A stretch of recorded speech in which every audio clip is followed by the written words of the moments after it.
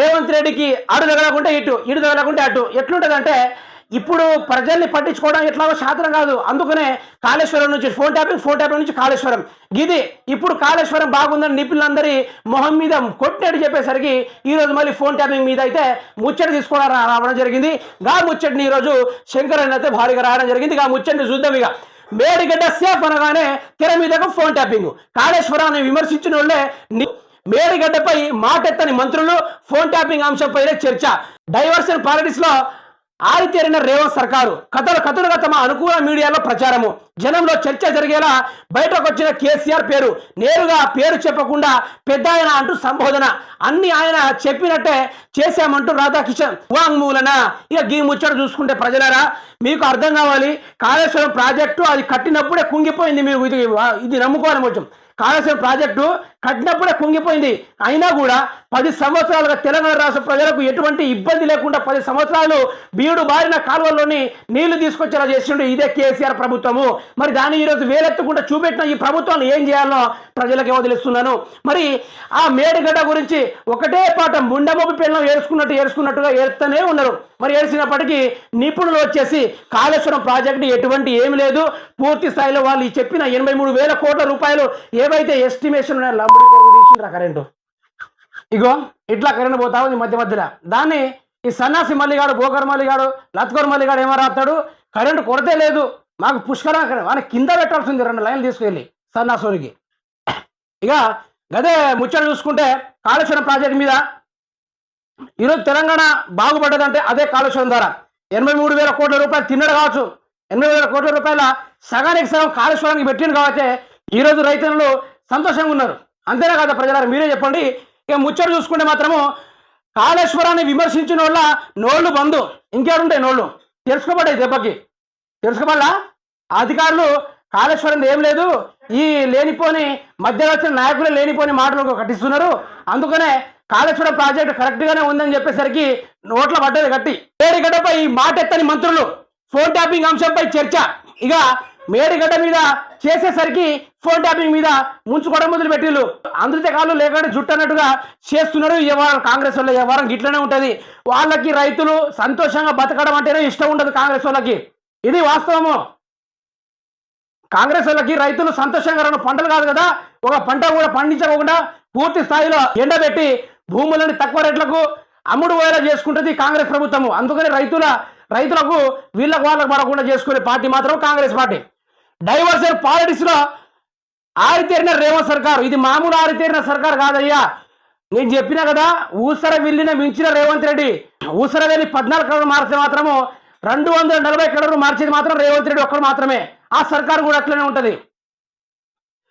కథలుగా తమ అనుకూల మీడియాలో ప్రచారము. అంతే కదా.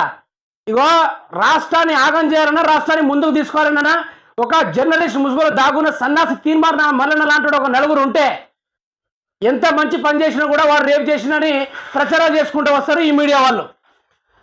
జనం చర్చ జరిగేలా బయటకు వచ్చిన కేసీఆర్ నేరుగా పేరు చెప్పకుండా పెద్ద ఆయన అంటూ సంబోధన.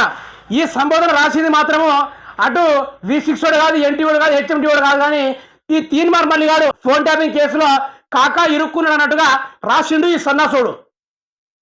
అసలు వీడు తెలంగాణ పట్టినకి సన్నాస దరిద్రుడా లేకుంటే ఏమా అజ్ఞానం లేని సన్నాసుడా అనేది ఇక తెలంగాణ రాష్ట్ర ప్రజలకే అర్థమయ్యేటట్టుగా బిహేవ్ చేస్తా ఉన్నాడు. అన్ని ఆయన చెప్పినట్టే చేశామంటూ రాధాకిషన్ రావు ఇక వాంగ్మూలన. ఇక గిట్లా రేవంత్ రెడ్డి చెప్పినట్టుగానే మేము పేపర్లో రాశాము, ఎందుకంటే మాకు మూట్లు ముట్టాయి కాబట్టి వాడు ఎట్లా చెప్తే అట్లా రాస్తామన్నట్టుగా రాధాకృష్ణ చెప్పిండు. ఇంత రైతుల కోసం ఏం చేసింది లేదు. ఏమైనా స్కీమ్ నడుస్తున్నదా అంటే ఆ 100 రోజుల పోయి ఒకటి న్యాయం చేసింది. మరి తెలంగాణ రాష్ట్ర ప్రజలు అల్లాడిపోతా ఉంటే ఆ రాష్ట్ర రైతులను ఆదుకున్నది మాత్రము కేసీఆర్ మాత్రమే. కేసీఆర్ నేను చేస్తానని చెప్పలేదు, చేసి చూపించాడు. నేను చేస్తాను, 420 హామీలు ఇస్తాను, 6 గ్యారెంటీలు ఇస్తానని చెప్పుడు తక్కువ, చేసుడు ఎక్కువ.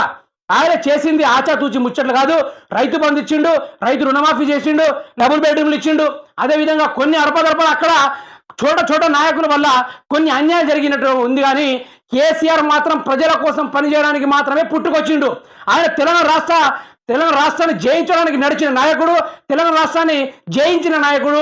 అతను 2 సీట్లు కాదు కదా 3 సీట్లు ఉన్న రాష్ట్రాన్ని ఏర్పాటు చేసే ఘనత ఉన్న క్యాడ ఎవరికైనా ఉందా అంటే కేసీఆర్కి మాత్రమే ఉంది. రాబోయే ఎన్నికల్లో కనుక ఎంపీ సీట్లలో 8 సీట్లు కనుక వస్తే 6 నెలల్లోనే ఆయన పార్టీని స్థాపించకుంటే ఇక ఆయన నాయకుడు కాదన్నట్టుగా ప్రతిపాదన చేశాడు.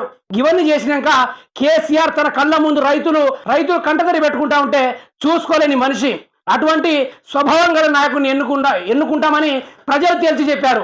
మరి ఎన్నికల్లో ఏం జరగబోతుందో చూద్దాం. కానీ తెలంగాణ రాష్ట్రం బాగుపడడానికి మెయిన్ రోల్ ఏదైనా ఉందా అంటే అది కాళేశ్వరం మాత్రమే. తెలిసిన వాళ్ళు ఈరోజు 2 రకాల పంటలు పండిస్తున్నారు.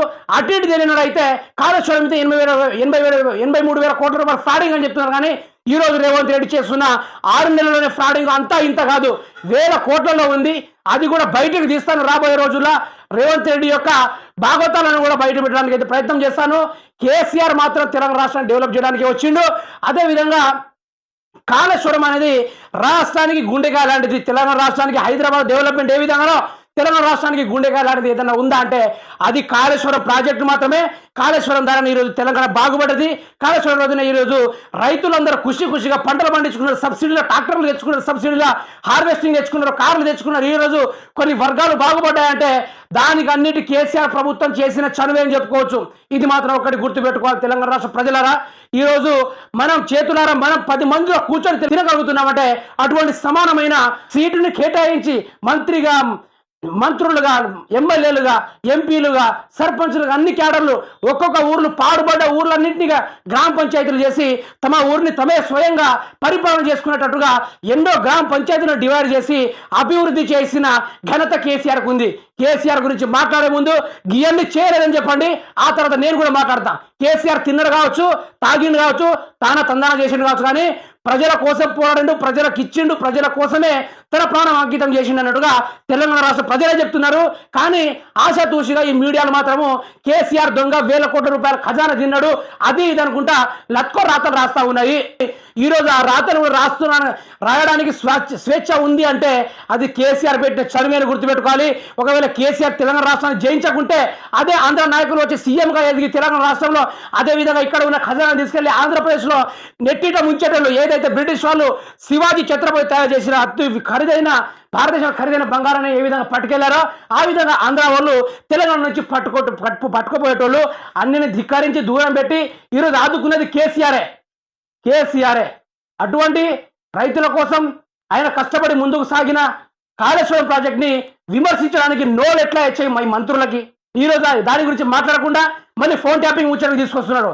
పాలన చేత కాకుండా దిగిపోండ్రా భయ్య అని అటు హరీష్ రావు అసెంబ్లీ నుంచి ఒర్రుతూనే ఉన్నాడు.